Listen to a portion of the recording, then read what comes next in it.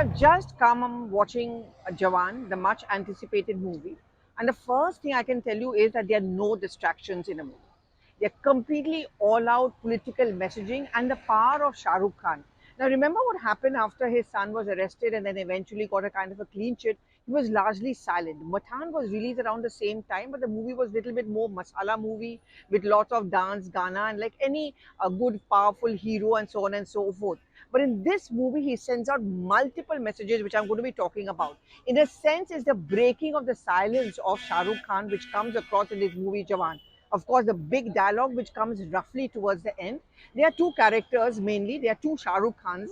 One is Vikram Rathore and his son Azad. Both of them are kind of a Robin Hood. Certainly, Azad is the younger Shah Rukh Khan, and Vikram Rathore is the father who was in the army and who lost his memory and gets it back. In one particular scene, towards the end, he steps in to save his son and tells the villain, holds his hand and says that before you reach my son, you have to deal with the father first. How can you not remember the Aryan Khan episode at all? Remember how he was silent? He quietly goes to jail to meet his son, and those were one of the most hurtful, emotive moments for King Khan. But apart from that, why do I call it an anti-established movie? Because there are lots of issues on which he takes on whichever government. He doesn't mention any political party, and each political party is seeing it the way they want to. Towards the end, again, there's this scene where the EVM machines, 9 lakh of those EVM machines are missing. And then he addresses to his negotiator and through television that this is the ungli, this is the power of the finger. You question the people on everything whenever you buy a product. Why don't you question the government? Every 5 years, you get a right to vote. You need to ask questions of the government. Have they delivered? And therefore, you use the power of the finger. So that is that whole pitch to go out and vote.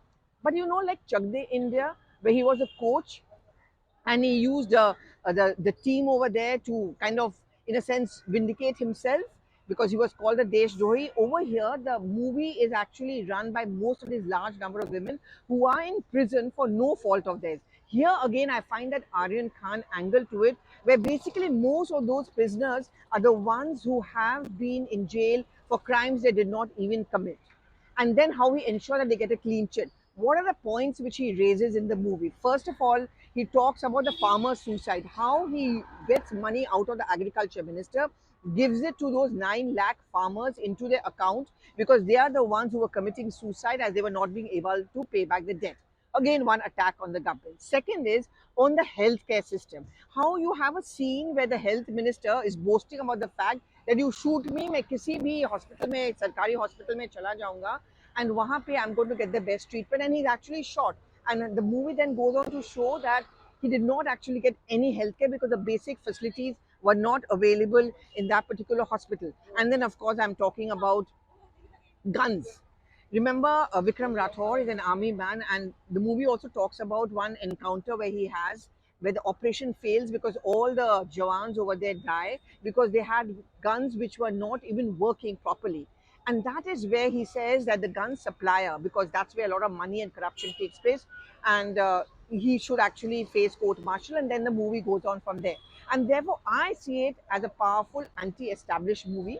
You see it which way you want to. And that's also one reason why perhaps as we inch closer to the Lok Sabha elections, political parties are going to read this movie the way they want to. I already see on the social media timeline a section of the opposition parties are thinking the movie is all about them and a message to the central government. I won't say that. But the point is, this is Shah Rukh Khan, two Shah Rukh Khans, and as usual, he's using his work to portray perhaps what he felt and feels very strongly about.